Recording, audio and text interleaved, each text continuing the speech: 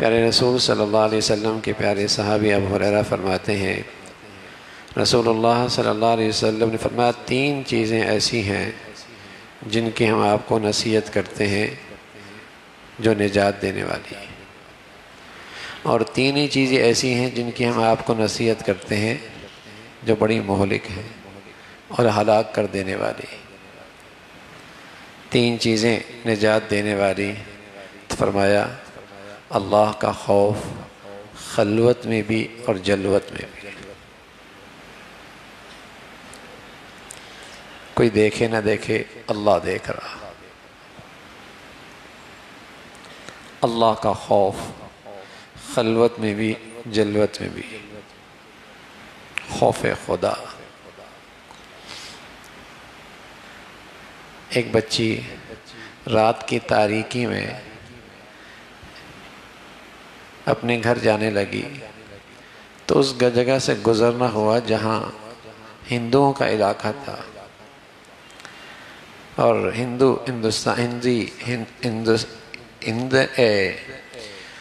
ہندو اور مسلمانوں میں وہاں کشیدگی موجود تھی، تو اسے خطرہ لاحق ہوا کہ اگلے جہاں سے میرا گزر ہے وہاں حالات اچھے نہیں ہیں، تو وہ رات کے اس حصے میں ایک مسجد میں اس نے پناہ لی، اور وہ مسجد خالی تھی۔ ایک شخص موجود تھا جو مسجد کی خدمت کرتا تھا۔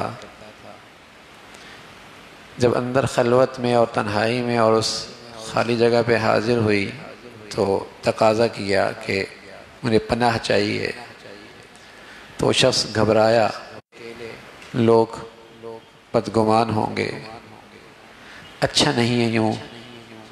اس نے کہا آگے جا کر میری عزت خطرے میں ہے، میری زندگی خطرے میں ہے۔ رات اس نے اجازت دے دی اور ایک طرف کونے پہ اسے بٹھا دیا، خود دوسری طرف اس نے موم بتی جلائی ہوئی تھی، اور وہ موم بتی جلا کر رات یوں گزر رہی تھی۔ جب صبح ہونے کی ہوئی اس نے کہا حالات بہتر ہو گئے، تم لوگوں کے آنے سے پہلے گھر چلی جاؤ۔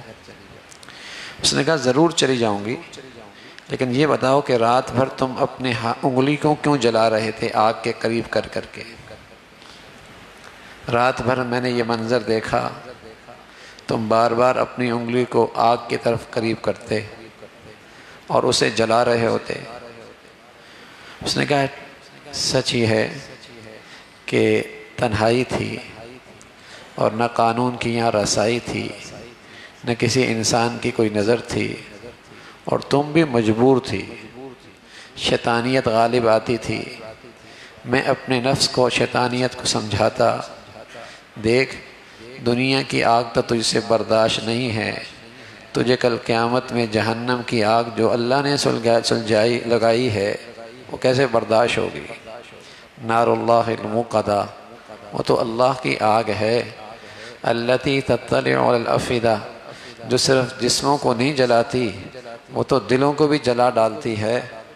میں بار بار اپنے اندر کے اس نفس کو اللہ کا خوف دلاتا، اللہ کی ناراضگی سے ڈراتا، یوں رات میری پاک دامنی میں کٹ گئی اور محفوظ ہو گیا۔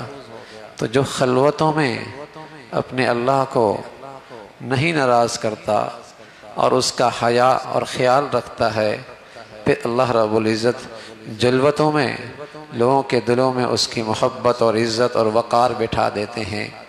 اور جس کی خلوتیں گندی ہو جاتی ہیں اور اس کی جلوتیں بظاہر اچھی ہوں، لیکن اللہ رب العزت سزا دیتے ہیں، اس کی تعریف کرنے والے اسی کی مذمت کرنے لگ جاتے ہیں۔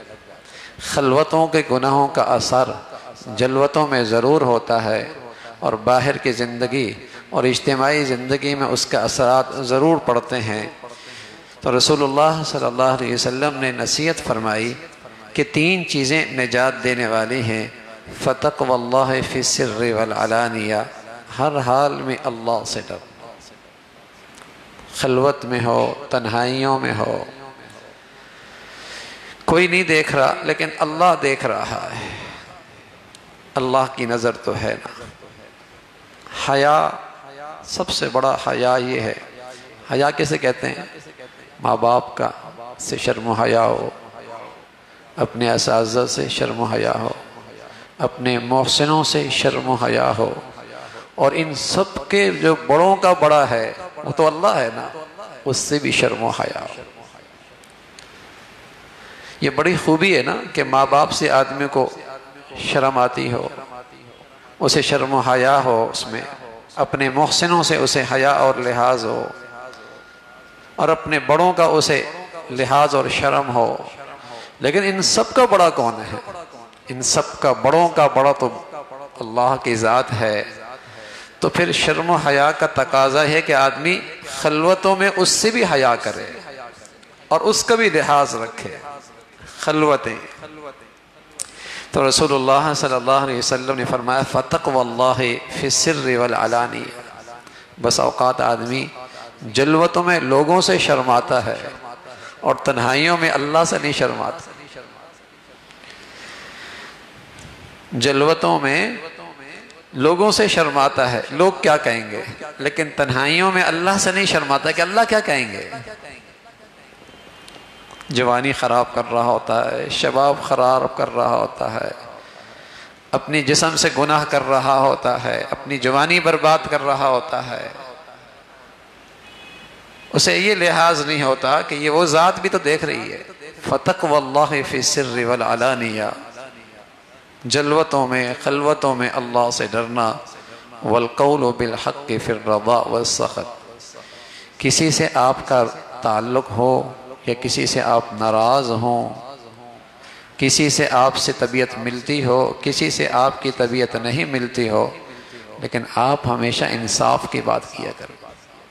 بات آپ کی انصاف کی ہونی چاہیے،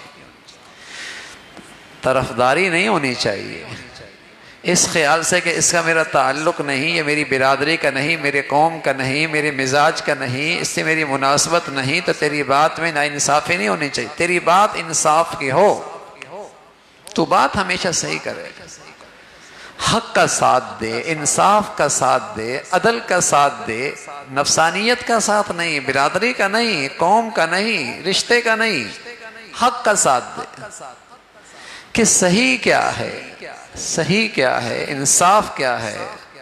رسول اللہ صلی اللہ علیہ وسلم فرمایا کہ ہمیشہ تو سچی بات کہے، انصاف کی بات کہے، یہ دوسری نصیحت۔ اور تیسری نصیحت فرمائی والقصد فی الغنا والفقر، خوشحالی اللہ نے دے دی یا آمدنی کم ہے، زندگی کا جو بھی چلن ہو، میانہ روی کے ساتھ زندگی گزار، نہ بہت زیب و زینت، نہ ہو بہت عیش و عشرت، نہ نام و نمود کے نقشے، اور نہ یہ کہ اللہ نے دیا ہے تو بخل، نہ اسراف، نہ تبذیر، اس کے لیے پہاڑ لگتا ہے۔ اس لیے رسول اللہ صلی اللہ علیہ وسلم فرمایا کرتے تھے ان عباد اللہ لیسوا بمتنعمین، اللہ کے خاص بندے تو عیش و عشرت کی زندگی نہیں گزارتے، زیادہ راحت و آرام کی زندگی نہیں گزارتے۔ آرام ہے قبر میں، مزے ہیں جنت میں، دنیا مشقت کی جگہ، دنیا محنت کی جگہ ہے، پھر قبر میں آرام ہی آرام ہے، جنت میں مزے ہی مزے ہیں۔